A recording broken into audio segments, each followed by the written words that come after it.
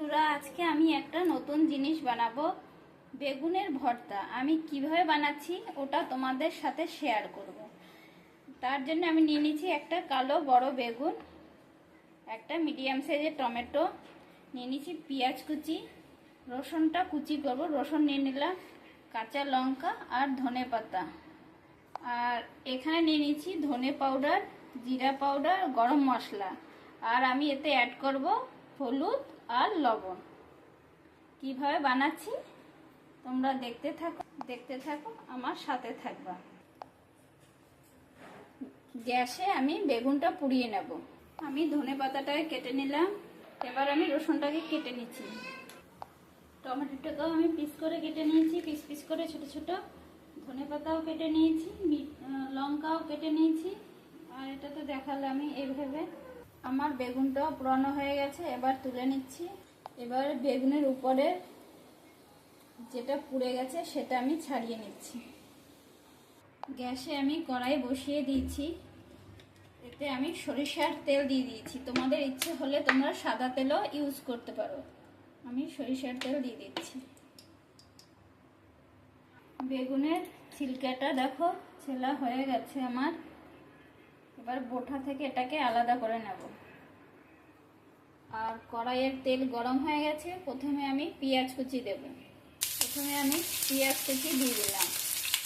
পেঁয়াজের আর কাঁচা ভাবটা নাই, পেঁয়াজটা হালকা ভাজা ভাজা হয়ে গেছে।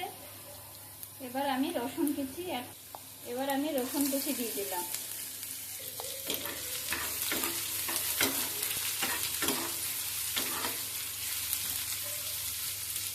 রসুনটা একটু লাল হয়ে আসবে, রসুনটাও দেখো লালচে হয়ে গেছে। এবার আমি লঙ্কা অ্যাড করব। আমি এবার লঙ্কাটাও দিয়ে দিলাম। লঙ্কা দিয়ে একটু ভাজা ভাজা হোক। লঙ্কাটা হালকা ভাজা হয়েছে, এবার আমি টমেটো কুচি দিয়ে দিলাম। অনেকটা নরম হবে। আমি এর ভিতরে অল্প হলুদ অ্যাড করে দিলাম। এর ভিতরে লবণ দিয়ে দিলাম আমি পরিমাণ মতো। টমেটোটা নরম হয়ে গেছে, এবার আমি ধনে আর জিরা অ্যাড করছি। এর ভিতরে আমি ধনে গুঁড়ো আর জিরে গুঁড়ো অ্যাড করলাম। এবার এর ভিতরে আমি বেগুনটা দিয়ে দিলাম। বেগুনটা দিয়ে এইভাবে নাড়াচাড়া করে নিতে হবে। কালারটা সুন্দর আসবে বলে আমি একটু অল্প কাশ্মীর লঙ্কার গুঁড়ো অ্যাড করলাম, অল্প। দেখো বেগুনের ভর্তাটা হয়ে এসেছে, কত সুন্দর। এবার এর ভিতরে আমি দিয়ে দিচ্ছি গরম মশলার গুঁড়ো। দেখো হয়ে গেছে তাই। এবার এটাকে আমি একদম লো ফ্লেমে করে দিয়েছি। এবার আমি দিচ্ছি ধনে পাতা কুচি। যারা একটু মিষ্টি খাও তারা একটু চিনি দিতে পারো, কিন্তু আমি চিনি অ্যাড করিনি এতে।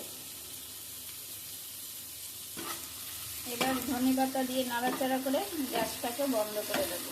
দেখো গ্যাস আমি বন্ধ করে দিয়েছি। বেগুনের ভর্তা রেডি হয়ে গেছে। তোমরা এইভাবে বানাবে। আর আমাকে লাইক, শেয়ার, সাবস্ক্রাইব অবশ্যই করবে। আর দেখো তোমরা এইভাবে নতুন নতুন রেসিপি পেতে গেলে আমাকে কমেন্ট করবে। আমাকে তোমরা কমেন্ট করে বলবে। Tata, bye bye. তোমরা সুস্থ থাকবে।